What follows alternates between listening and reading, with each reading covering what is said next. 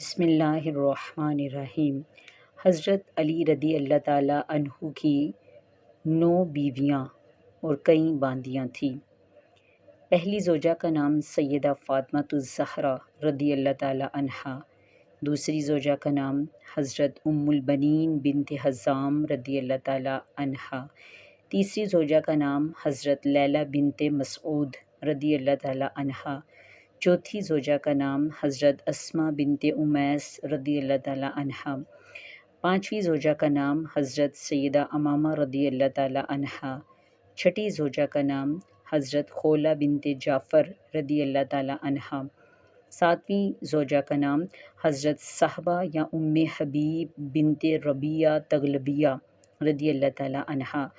آٹھویں زوجہ کا نام ام سعید بنت عروبہ بن مسعود ثقفی رضی اللہ تعالیٰ عنہا، نویں زوجہ کا نام حضرت ماہیہ بنت امراء القیس رضی اللہ تعالیٰ عنہا۔